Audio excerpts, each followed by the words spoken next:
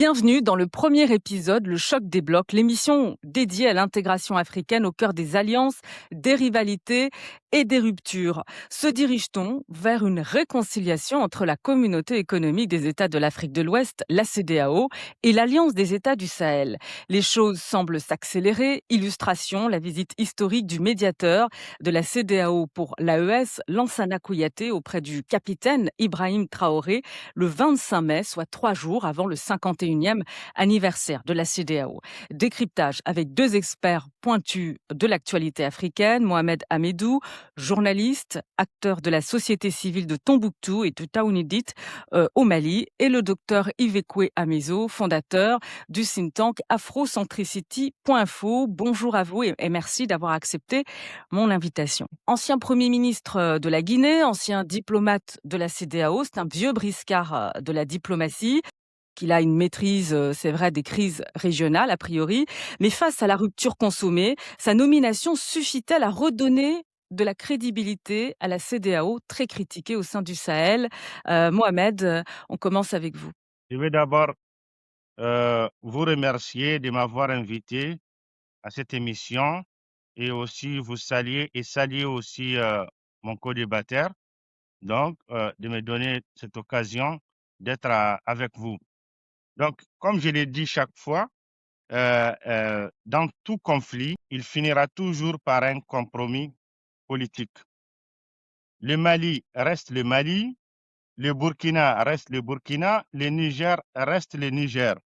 La Côte d'Ivoire reste la Côte d'Ivoire, le Togo reste le Togo, le Bénin reste le Bénin.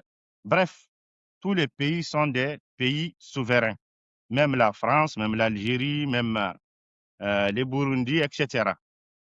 Mais je sais que ce nouveau médiateur de l'Afrique de l'Ouest, de la CEDEAO, de la Communauté économique des États de l'Afrique de l'Ouest, il a une lourde responsabilité.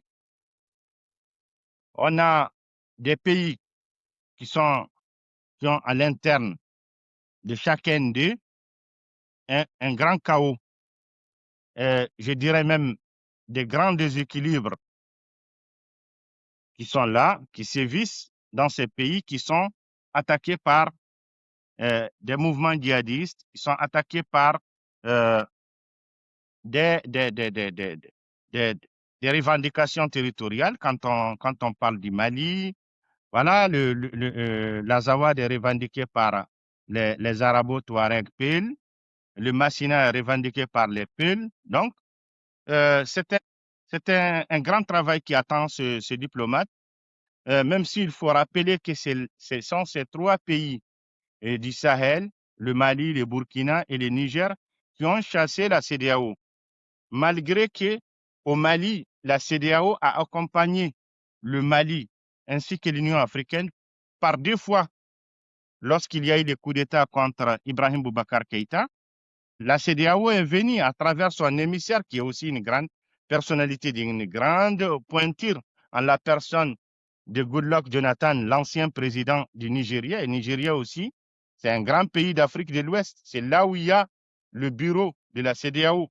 Donc, euh, ça n'a pas donné de solution, mais on espère quand même que le voie du dialogue puisse persévérer parce que le tout militaire a déjà été utilisé pour le moment. Donc, ça n'a pas donné les solutions escomptées.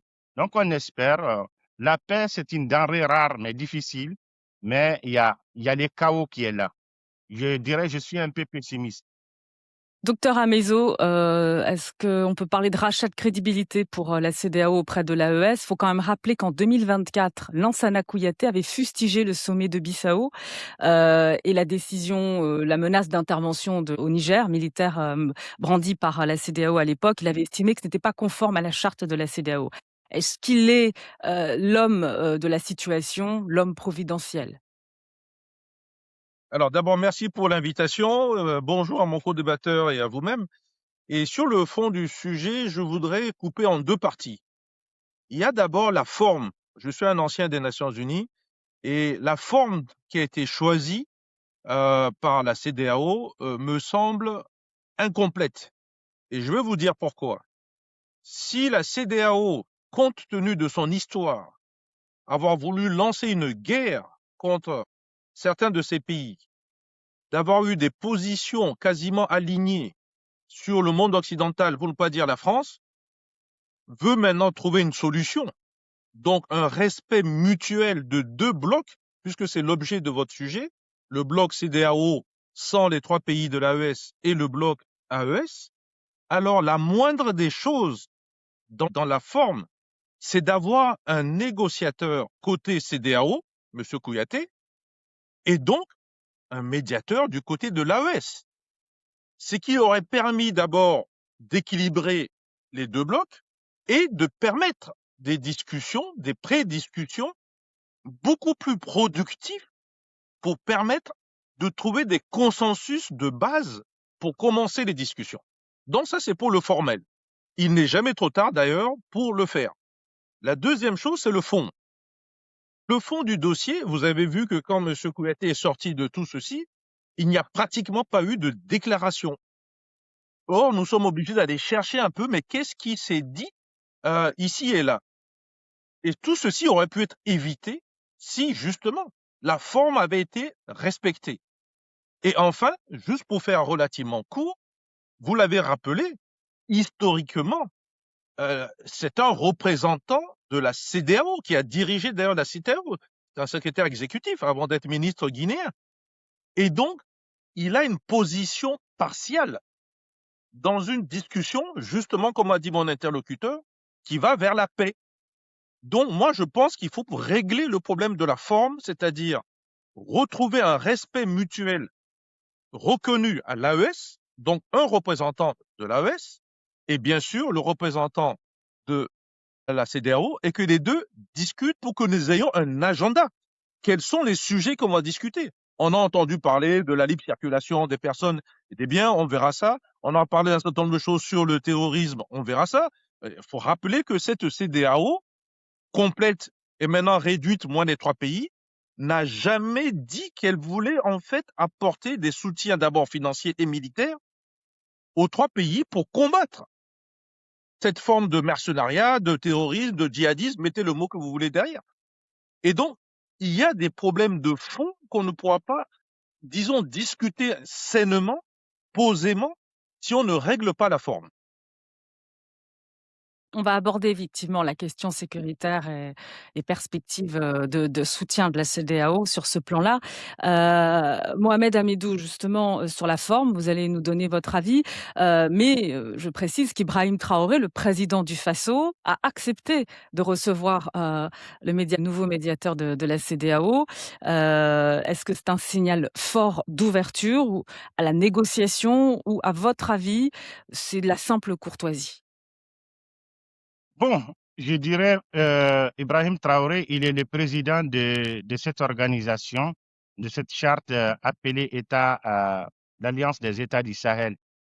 Et c'est à lui que revient la présidence tournante depuis décembre dernier. Donc, c'est lui qui dirige l'AES. Et il faut que je rappelle aussi qu'il avait réussi auparavant le président en exercice de l'Union africaine, le président burundais. Donc, qui est venu à Ouagadougou rencontrer Ibrahim Traoré. Maintenant, on ne sait pas est-ce que ça va donner quelque chose d'important, même si vous venez de le dire que Lassana Kouyaté avait dit que lors du sommet en Bissau. Guinée, de Bissau, que c'est contre la charte de la CEDEAO d'attaquer les 3 pays de l'AES. Non, nous on a vu la CEDEAO faire la pression sur Yaya Jammeh. On a vu la CEDEAO faire la pression sur le président de la Sierra Leone. On a vu la CEDEAO faire la pression sur Charles Taylor.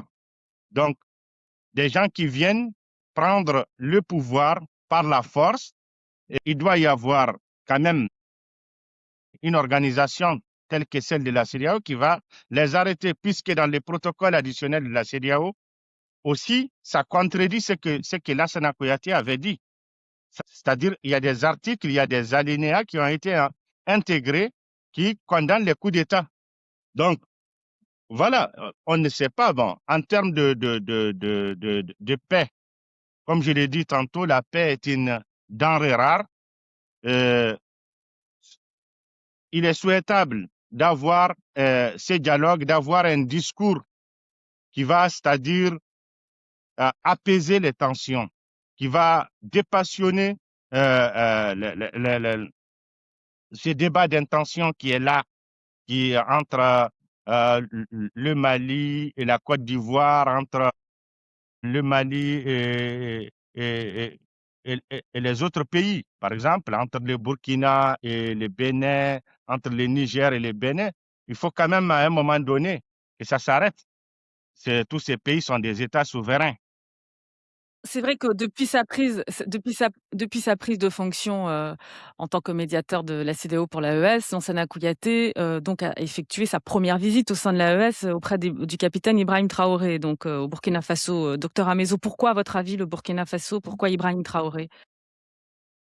Ben, écoutez, ça a Il aurait été pu se dit, hein, rendre au s'il Niger, est hein. le représentant en exercice de la zone AES, je reviens à mon premier point, il va falloir qu'il y ait un médiateur AES. C'est très, très important. Maintenant, du côté de la CEDEAO, le représentant ou le chef d'État en exercice, il est de Sierra Leone. C'est Julius Maada Bio. Il faut se rappeler quand même, c'est un militaire, c'est un ancien général de l'armée léonaise, et surtout, il a pris le pouvoir par un coup d'État en 1980, plusieurs années après qu'il est devenu un président démocratiquement élu en 2018. Donc, si vous voulez aller sur le fond, un militaire qui a fait un coup d'État, au Burkina Faso, un militaire qui a fait un coup d'État, et des règles de la CEDEAO qui disent qu'ils condamnent les coups d'État, on est en pleine contradiction. C'est pour ça que j'insiste sur la forme, parce que je ne vois pas quelle leçon un président en exercice, ancien militaire qui a fait un coup d'État, va donner à un autre militaire, Burkina, qui lui aussi est président en exercice de sa zone, Alors, l'AES. je reviens, non, mais je vous posais cette question, c'est vrai qu'Ibrahim Traoré est le président de l'AES, mais je posais cette question parce qu'avant cela, Lansana Kouyaté s'est rendu en Côte d'Ivoire le 30 avril pour y rencontrer Alassane Ouattara, le 8 mai à Dakar pour s'entretenir également avec Bassirou Diomaye Faye, président du Sénégal.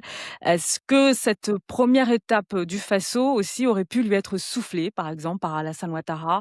Et est-ce qu'on peut considérer cette étape aussi comme une main tendue vers une détente? Quand on sait qu'il y a des tensions entre le Burkina Faso et la Côte d'Ivoire, Mohamed. Bon, je ne suis pas dans les secrets de Dieu, mais en tout cas, quand même, la Côte d'Ivoire et le Sénégal font partie de la CEDEAO. Donc, si la CEDEAO a pris cet émissaire AES, il est forcément venu de tous les pays de la CEDEAO. Il est venu de la Côte d'Ivoire et du Sénégal. Et aussi, la Côte d'Ivoire et le Sénégal sont des grosses pointures quand même de la CEDEAO. Donc, c'est normal qu'il va venir de ceci. Euh, et le Burkina aussi et le Mali, ils ne s'entendent pas avec le Bénin, avec la Côte d'Ivoire. Bon, il y a des petits bisbis entre ces pays. Et il va falloir à un moment donné enterrer la hache de guerre et faire revenir cette forme pour qu'on puisse sortir de cette impasse. Mais est-ce que les peuples du Mali, du Burkina et du Niger, il faut leur demander aussi leur avis. Donc voilà. Est-ce que cet axe, par exemple, Côte d'Ivoire, Burkina Faso, c'est un fil rouge pour Lansana Kouyaté? Enfin, je veux dire, la détente, elle peut partir de discussions pour déjà apaiser les tensions bilatérales et puis élargir au niveau régional. Quand on sait le poids quand même régional de la Côte d'Ivoire, c'est un poids lourd de la CEDEAO. Non, c'est vrai que la Côte d'Ivoire est un poids lourd, le Sénégal est un poids lourd, mais vous ne pouvez pas faire des hiérarchies parmi la plupart de ces membres de la CEDEAO qui sont souvent des membres fondateurs. Donc, moi, je ne donnerais pas plus d'importance à l'un qu'à l'autre, que ce soit la Côte d'Ivoire ou le Sénégal, parce qu'il y a d'autres pays qui interviennent. Moi, je dirais plutôt ceci, je reviens toujours à la forme. Monsieur Konaté a le droit d'aller visiter tous les pays et tous les présidents de la CEDEAO pour prendre leur position et essayer d'en tirer une sorte d'agenda de discussion avec l'AES. Il faudrait que l'AES puisse faire la même chose. Alors, ils l'ont certainement fait, on n'est peut-être pas au courant, mais il va falloir l'officialiser. C'est ça le problème de fond.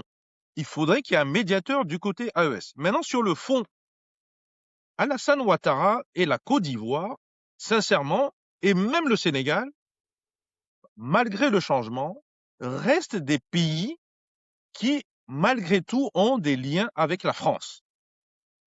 Et la CEDEAO elle-même a régulièrement et encore récemment été taxée d'institutions qui s'est inféodée à l'ensemble de ces pays occidentaux et plus particulièrement la France.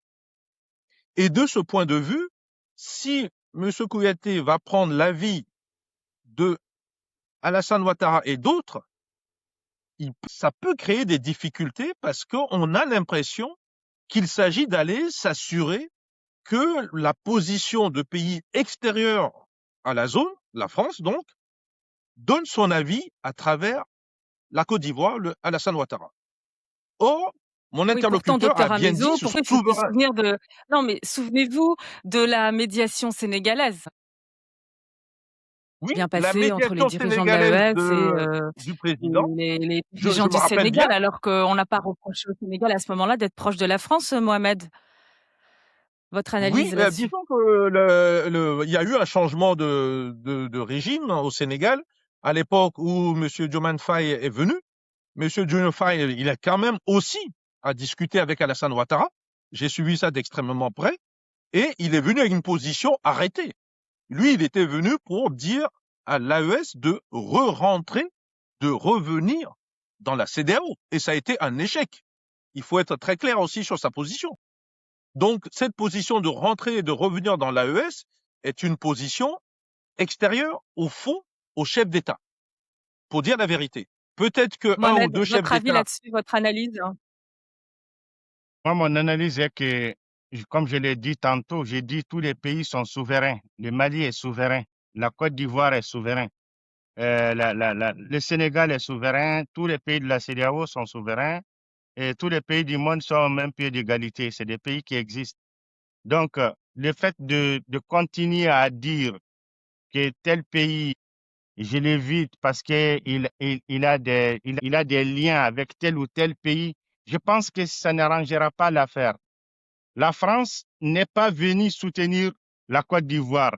La France n'est pas venue soutenir le Sénégal. La France est venue soutenir le Mali. Même tout de suite, je viens de visionner une vidéo d'Abdoulaye Diop, l'actuel ministre du régime malien des Affaires étrangères. Je viens de voir une de ses vidéos en 2015 où lui-même il le dit qu'il remercie l'intervention française du 11 janvier 2013.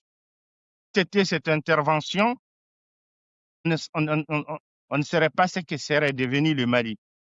Lui-même, il l'a dit tout de suite. La vidéo, elle est authentique. Elle existe. Maintenant, il faut aussi reconnaître que la France a perdu 58 soldats au Mali.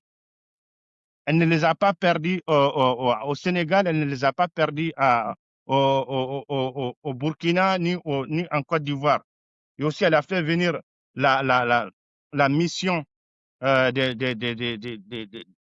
la CEDEAO, les militaires, la MISAHEL, la MISMA, de l'Union africaine et aussi la MINISMA, des Nations unies, qui ont quand même pu obtenir un accord, qui ont pu quand même à un moment donné rassembler tous les acteurs de la crise malienne dans une plateforme qui s'appelle le CSP-PSD, cadre stratégique permanent pour la paix, la sécurité et le développement. Donc, à un moment donné, c'est parti en vrille et les Français, on les a dit de partir, ils sont partis. Ils sont partis, on les a dit noir sur blanc de partir, ils sont partis. Diop a pris un 11 juin 2023 le micro pour dire à l'ONU, à la mission onusienne de partir, elle est partie. Je pense que le fait de dire que tel pays est proche de celui-ci, alors qu'on sait bien que moi, je vous dis, moi, je suis un journaliste malien, je sais ce qui se passe. Je suis fils d'une élite malienne, une élite militaire. Moi, je sais bien que en 2022, notre pays s'est attaqué à un contingent ivoirien, l'accusé, arrêté des Ivoiriens pour dire que, voilà, c'est des gens qui sont venus pour faire un coup d'État. C'est insensé. Des militaires qui arrivent par la voie aérienne et qui atterrissent et qui ont un agenda, qui sont venus appuyer un contingent de la MINUSMA, relever leurs camarades qui étaient là. Donc après, on les acquise, on savait bien que c'était fait à dessein pour s'attaquer indirectement à la France. Et c'est ce qui s'est passé. Donc on a vu les attaques verbales de l'actuel ministre, premier ministre de la junte malienne à l'ONU à l'époque, où il a Bon, qualifié aussi, je la pense France de aussi, la Mohamed junte. Hamidou, il faut aussi pointer par la suite, le mandat d'Ibrahim Par Boubacar la suite, Keïta vous aussi, dites, l'ex-président malien. Peut-être que il n'a le suivi de toutes les actions qui ont été menées pour repousser justement l'offensive djihadiste sur le plan sécuritaire, diplomatique et politique. Il y a le suivi n'a pas été assez efficace, docteur Hamidou. il n'a pas été efficace parce que un certain équilibre social au Mali n'existe plus. Quand vous avez dans les Votre centres, avis, docteur Amezo, votre avis? Écoutez, je veux pas reprendre l'histoire parce qu'il faut reconnaître qu'il y a eu des morts. La France a perdu 52 soldats et c'était à la demande du Mali que la France Du est Tchad intervenue. aussi, hein, les soldats tchadiens ont aussi Pardon? péri aux côtés des soldats Oui, oui, français, et hein. donc j'allais Ouais. venir des Les différents pays soldats qui ont tchadiens perdu aussi des ont soldats, péri aux côtés des mais soldats. il faut pas non plus oublier que le Mali a perdu aussi beaucoup de soldats. Et qu'à l'époque, Et aussi, le effectivement. narratif des journalistes extérieurs à l'Afrique n'était pas trop en faveur des morts africains, notamment maliens. Or, il y a eu beaucoup de bravoure du côté des militaires maliens aussi, et je pense qu'il y a quand même eu un petit problème de narratif des deux côtés. Maintenant, on souhaite que le bon Dieu garde l'âme de tous ces morts qui l'ont fait pour le bien de l'Afrique. Maintenant, aujourd'hui, la situation est différente. Il y a quelque chose qui s'est passé. On a demandé d'abord que la plupart des bases militaires quittent l'Afrique. Le Sénégal a fait son travail, le Mali a fait son travail, les pays d'AES en général ont fait leur travail, la Côte d'Ivoire, elle l'a fait à sa façon. Maintenant, je pense que ça donne une certaine base pour pouvoir discuter ensemble. Première chose. La deuxième, parce que j'essaie un peu de trouver un On consensus. constate aussi le vide sécuritaire. Juste pour avancer, on revient à la rencontre entre Lansana Kouyaté et Ibrahim Traoré. C'est important. À l'issue de la rencontre, dans un communiqué de la présidence du Faso, le médiateur de la CEDEAO auprès de l'AES a plaidé pour une coopération exemplaire entre les deux espaces pour le bien-être des populations. Déclaration reprise dans ce communiqué. Je cite, nous avons parlé de sujets assez complexes qui touchent la sécurité, la stabilité de nos pays, a-t-il dit. Il a appelé, je cite, à une coopération nécessaire pour les discussions géographiques avant d'ajouter, le président a donné des instructions qui sont éclairées et je crois que nous en profiterons abondamment. Que signifie cette déclaration et quelles sont, à votre avis, ces instructions, Mohamed Hamidou?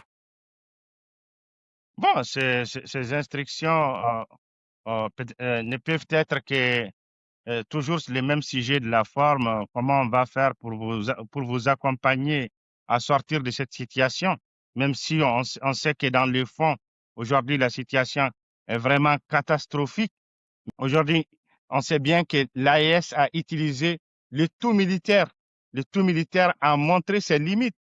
Quand vous voyez aujourd'hui des blocus à Bamako, où on a tous les axes, l'autre jour, j'ai entendu sur votre émission un proche de l'actuel Premier ministre Abdoulaye Maïga, Drissa Mamenta, qui a abandonné Ben le cerveau, citer des axes, il a cité des axes qui mènent vers Bamako, alors il en a laissé un où des camions ont été brûlés, l'axe qui, qui sort de Bamako et qui va vers le Sénégal à travers la route Kati, Kita, Kenyeba. Il y a eu beaucoup de voitures, de camions qui ont été brûlés sur cet axe et que cet axe est occupé par les djihadistes. Il vous a parlé de la forêt de Faya, qui est le détroit d'Ormuz aujourd'hui du Mali, qui est occupé par les djihadistes. Burkina Faso, plus de 70% du Burkina Faso sont occupés aujourd'hui par les djihadistes. Vous avez la zone des 3 frontières, Mali, Burkina, Niger, qui est occupée par l'État islamique au Grand Sahara. Donc, vous voyez, alors que les slogans en 2021 de Choguel Kokala Maïga, l'ancien premier ministre, l'agent malien, disait l'armée monte en puissance, alors que ces pays, ils ont recruté des mercenaires pour essayer de contenir cette menace. Et aujourd'hui, on voit le Niger qui emboîte le pas vers l'Algérie. On a vu il y a plus d'une semaine le ministre d'État de l'Intérieur, Mohamed Toumba, qui a amené une délégation qui comprenait le ministre des Affaires étrangères Sangaré, ainsi que d'autres co-putschistes du Niger qui ont été en Algérie pour chercher des solutions. Donc, ça se voit que le tout militaire les a posé énormément de problèmes. Et aujourd'hui, il ne faut pas seulement laisser entendre que c'est la CEDEAO qui a besoin de l'AIS. L'AIS aussi est face à ses limites. Docteur Amezo, lorsque Lansana Kouyaté dit le président a donné des instructions qui sont éclairées, et je crois que nous en profiterons abondamment. Comment vous analysez cette déclaration et sur le fond, qu'est-ce que l'on doit comprendre? Il faut d'abord demander à M. Kouyaté. Monsieur Kouyaté, quand certains journalistes lui ont posé la question, il a répondu. Il a dit, ce n'est pas à moi de vous le dire, les détails. Donc, soit il y a la discrétion diplomatique, parce qu'il y a des points sensibles qui ont été discutés, soit tout simplement, c'est l'obligation de réserve. Mais maintenant, on peut savoir et on peut comprendre ce qu'il y a derrière tout ceci. La première des choses, il faut quand même reconnaître qu'il a été reçu. Donc, c'est une reconnaissance de l'AES. Mais l'AES ne revient pas sur sa décision d'avoir quitté la CEDEAO. Et il n'a pas été question de retourner à la CEDEAO. Donc ça, ce sont des points extrêmement Donc, quelles précis. sont les exigences aujourd'hui de l'AES? Pas question évidemment de revenir au sein de la CEDEAO. Il y a une rupture politique, mais quelles sont les exigences aujourd'hui de l'AES? L'exigence, c'est d'abord que l'AES veut clarifier que la CEDEAO n'a pas d'autorité sur l'AES. Ça, c'est un point fondamental. Il n'y a pas de retour en arrière. Il faut que la CEDEAO, disons, reconnaisse cela officiellement. Et je vous dis, si on nomme un représentant AES dans la médiation, c'est cette reconnaissance-là. Ensuite, il faut dialoguer d'un agenda. Mon collègue a parlé tout à l'heure d'un agenda sécuritaire, bien sûr, mais il y a l'agenda civil, la circulation des hommes, des biens, des personnes, des femmes dans la zone. Actuellement, ça se fait plutôt de manière bilatérale, mais il va falloir le faire de manière bloc à bloc, bloc régional avec bloc régional. Et ça ne posera pas de problème puisque c'est ce qui se passait avant. Et on peut même aller jusqu'au point où le passeport AES et le passeport CEDEAO peuvent trouver un moyen de devenir un passeport commun. Et c'est un point qui a déjà été négocié au niveau de l'Union africaine. C'est un passeport africain, notamment pour la ZLECAf. Si on prend un passeport africain et qu'en sous-titre, c'est marqué AES, passeport africain en sous-titre, c'est marqué CEDEAO, ça ne pose aucun problème pour régler ce problème de libre circulation des biens, des personnes et du capital. Ça, c'est le deuxième point important qui me semble surtout certainement a été discuté. Il y a un troisième, ce sont les données.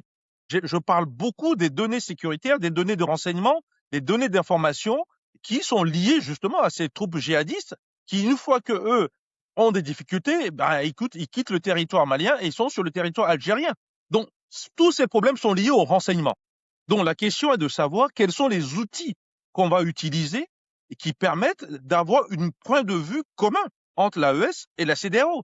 Et non pas qu'ils s'opposent et du coup, qu'il y ait des distorsions de données et d'informations qui peuvent profiter justement à ces mercenaires djihadistes ou à ces terroristes.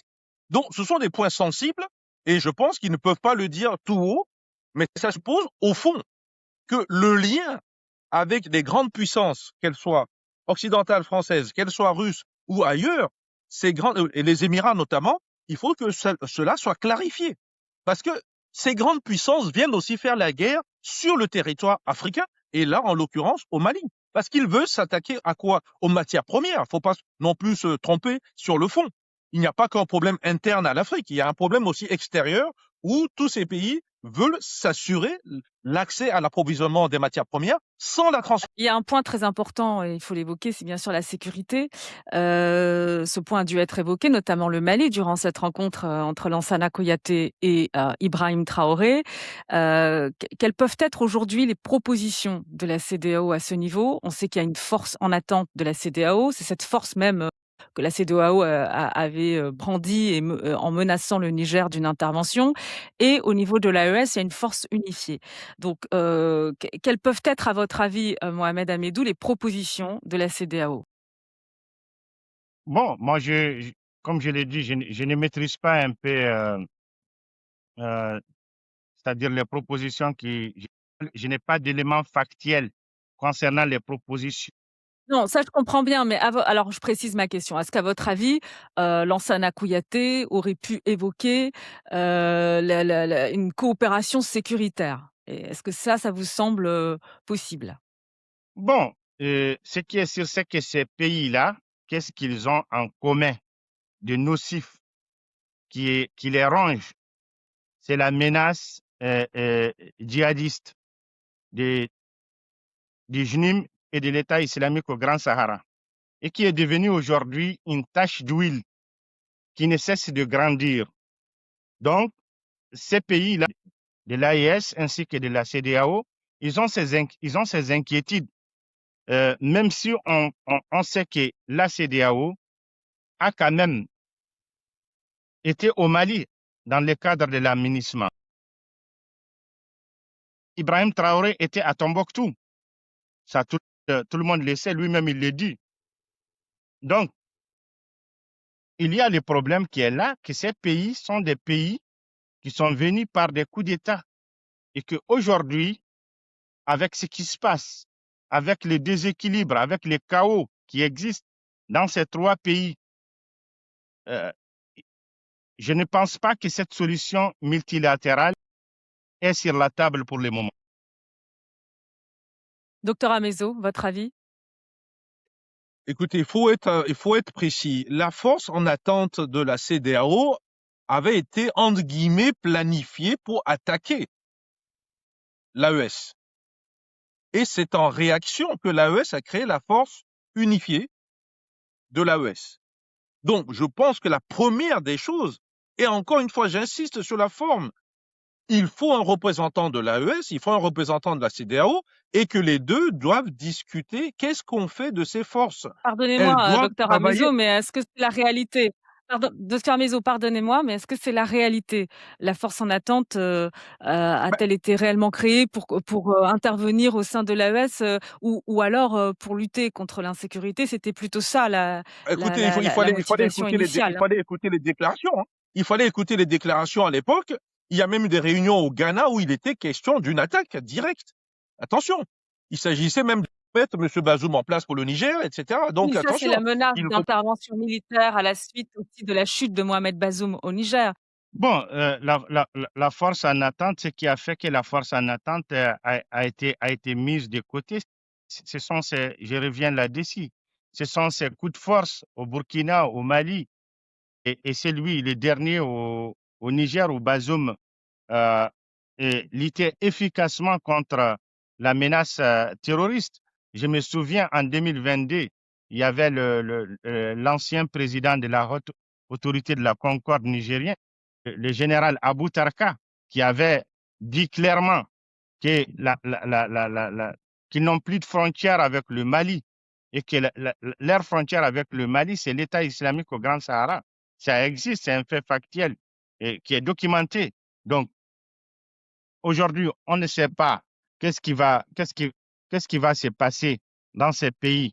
On voit déjà que le Niger est en train d'emboîter le pas vers l'Algérie. Et qui dit l'Algérie dit aussi des échanges économiques avec le Niger, avec le Mali, avec le Burkina Faso et aussi une grosse pointure aussi de l'Union africaine. Voilà, peut-être que c'est là aussi pourra voir les jours, mais actuellement, vu ce chaos qui sévit dans ces pays, on n'a pas encore vraiment, c'est-à-dire la clarté s'il y aura une collaboration avec la force d'attente de la CEDEAO. Bon, pour l'instant, le Mali reste, isolé, dans le cadre de sa coopération avec le Africa Corps, les paramilitaires russes, docteur Amezo. Est-ce que ça va Oui, ça va bouger et là? Est-ce que les lignes vont bouger, vous pensez? bah, je ne sais pas si les lignes vont bouger, mais elles doivent bouger. Elles doivent bouger parce que l'AES, avec sa force unifiée, bénéficie, comme vous l'avez dit, de soutien extérieur, donc de la Russie, Africa Corps, et les forces en attente de la CEDEAO, elles aussi, bénéficient de soutien extérieur, puisqu'ils ont des accords de défense et qu'ils reçoivent des instructeurs militaires et de renseignement des pays extérieurs à la CEDEAO, dont la France, mais aussi des États-Unis, hein, pour le Bénin, par exemple. Or, vous savez qu'il y a des difficultés entre le Bénin et le Niger, vous savez qu'il y a des difficultés entre la Côte d'Ivoire et les pays de l'AES. Donc, il va falloir discuter qu'est-ce qu'on fait de la force unifiée AES et la force Mais avec en la attente. présence Est-ce qu'il va d'Africa falloir... Corps, est-ce que les discussions sont possibles aussi, Mohamed Hamidou? Vous dites?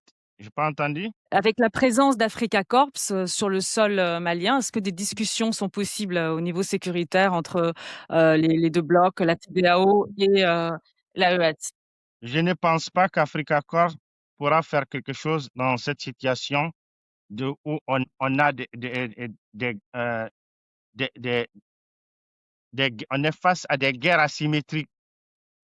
Les JNIM d'un côté, l'État islamique, on ne connaît pas l'ennemi. Africa Corps, c'est la mutation de l'ancien Wagner. Et ils sont venus en été 2021. C'était pour lutter, contenir, si vous voulez, la menace djihadiste. Mais aujourd'hui, avec la situation conjoncturelle réelle où il y a un siège sur Bamako depuis 4 semaines déjà, où on peut sortir de Bamako, mais on ne peut pas rentrer de Bamako, qu'on soit civil, qu'on soit commerçant. Voilà. Et les voitures sont brûlées. Donc, je ne pense pas. Wagner et Africa Corps, pour moi, ils sont les mêmes. Ils ont commis des exactions sur des populations civiles. On rappelle le massacre de Moura en mars 2022, qui est documenté. Le massacre de Hombori aussi en 2022. Le massacre au quotidien dans ma région, Tombouctou, dans la région de Taoudeni, dans la région de Kidal. Et aujourd'hui, vous voyez que et Wagner, Africa Corps, et l'armée malienne, et l'armée burkinabé, et l'armée nigérienne, ce sont des bergers qui n'ont pas fait d'école de guerre, qui n'ont pas fait d'école militaire, qui sont en train de les mettre en difficulté. Vous voyez, donc ces pays-là, il y a un grand chaos qui s'est installé. C'est normal qu'aujourd'hui, tous les pays de la CEDEAO et même d'Afrique et même du monde vont prendre conscience qu'il y a quelque chose quand même, que ces pays-là, et la graine qu'ils voulaient presser à donner ces faits qui risquent de, de, de prendre les pays de Golfe de Guinée.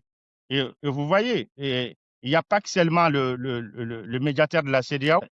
Cette semaine, en début de cette semaine et la semaine dernière, les cadres du Front de libération de l'Azawad ont rencontré des autorités ivoiriennes et des autorités togolaises.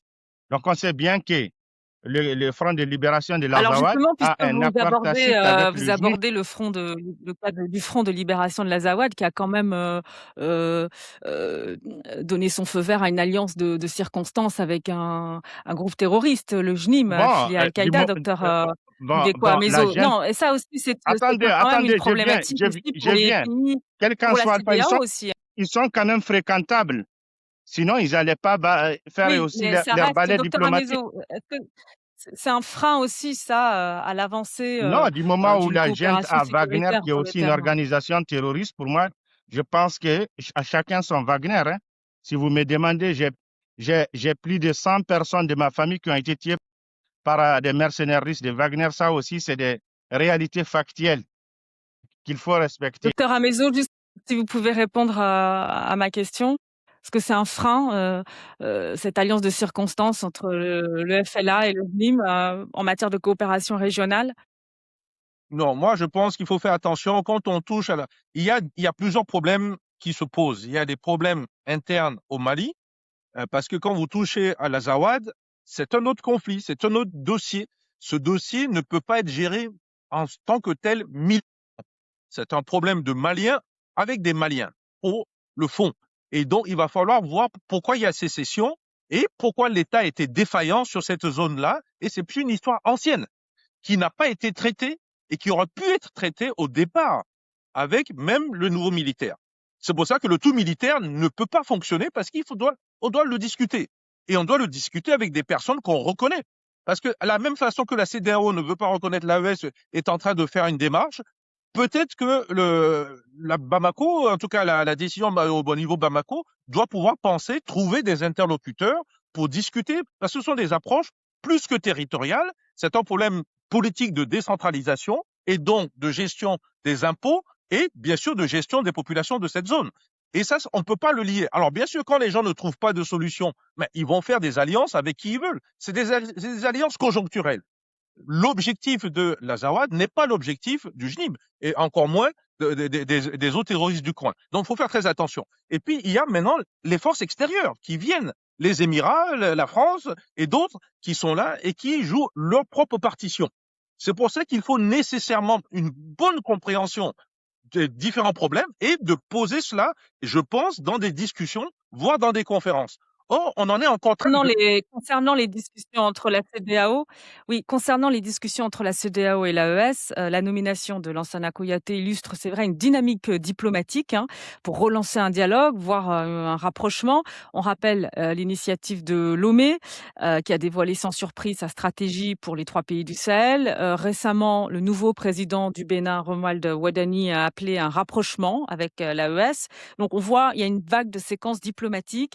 Est-ce que cela traduit l'échec du retrait du Burkina Faso, du Mali et du Niger en janvier 2025, retrait officiel de la CEDEAO? Et d'autre part, est-ce que cela traduit également des regrets de la part de la CEDEAO, qui a opté pour la logique de sanctions et qui a brandi la menace d'une intervention militaire contre l'un de ses membres, le Niger, Mohamed Hamidou?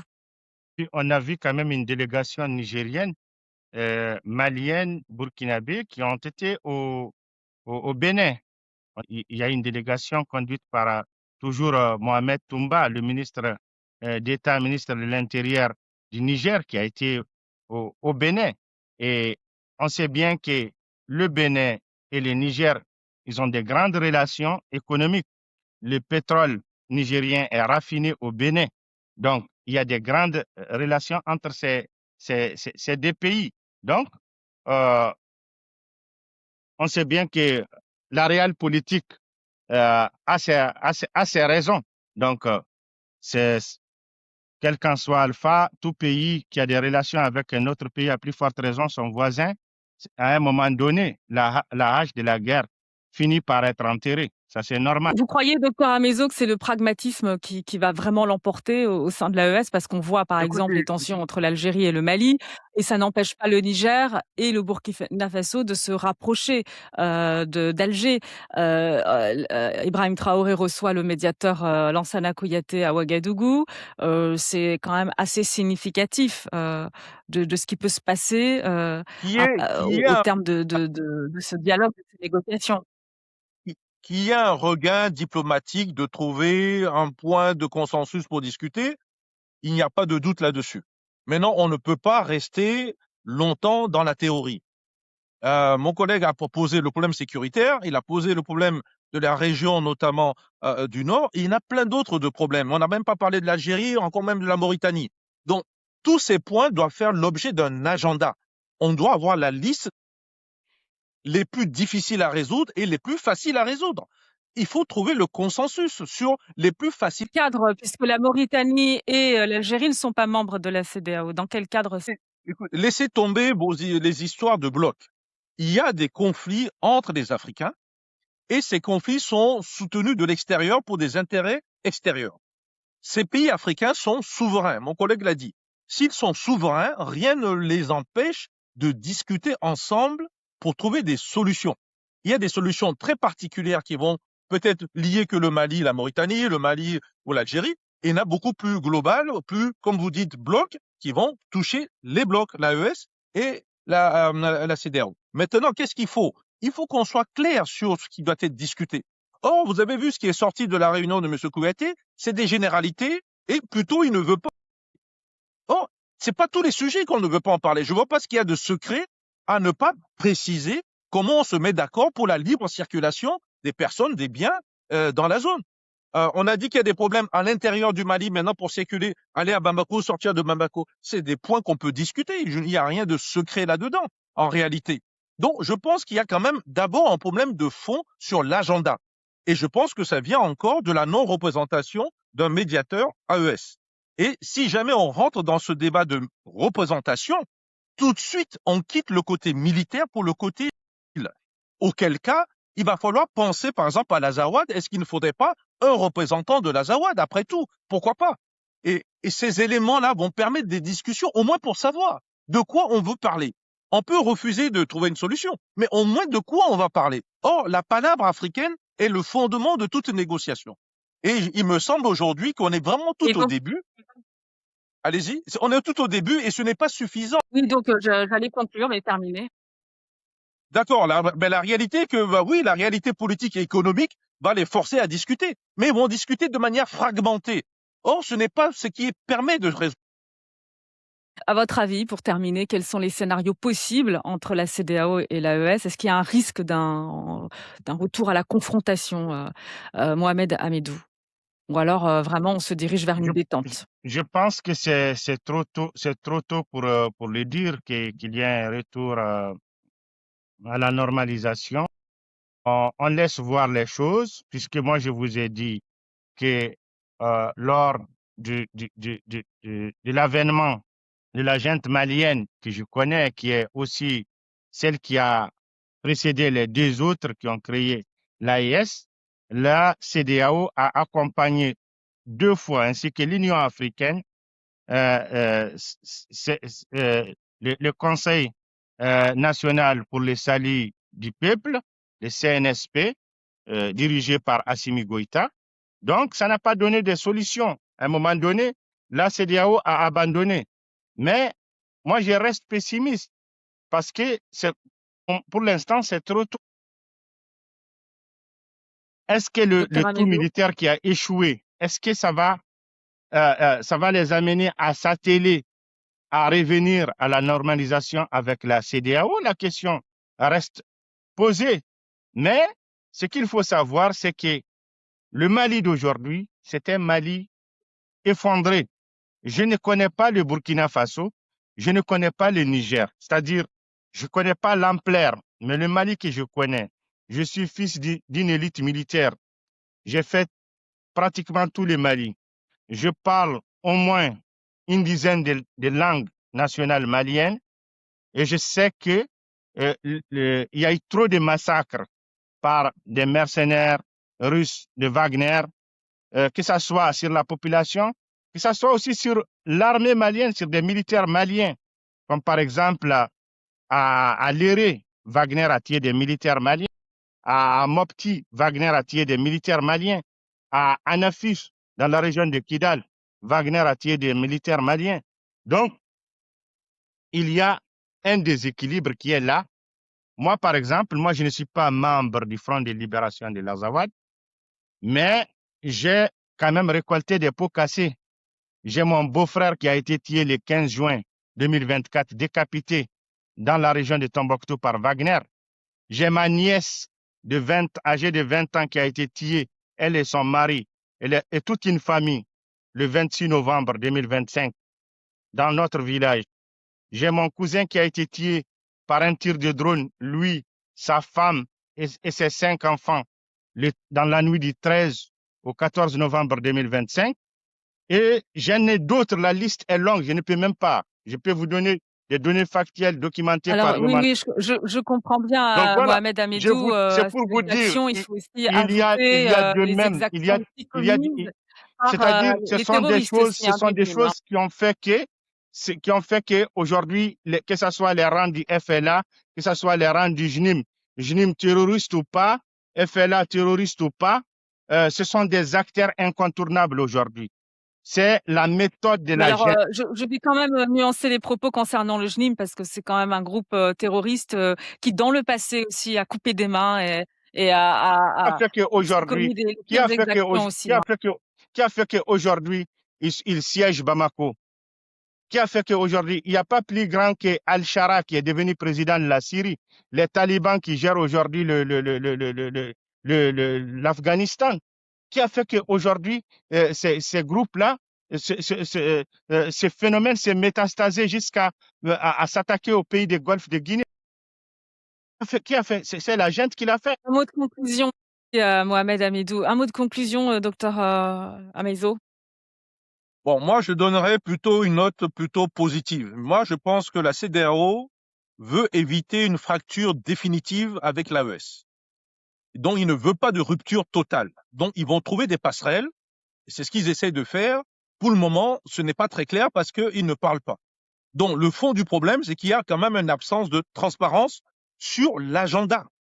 Il faut qu'on sache l'agenda.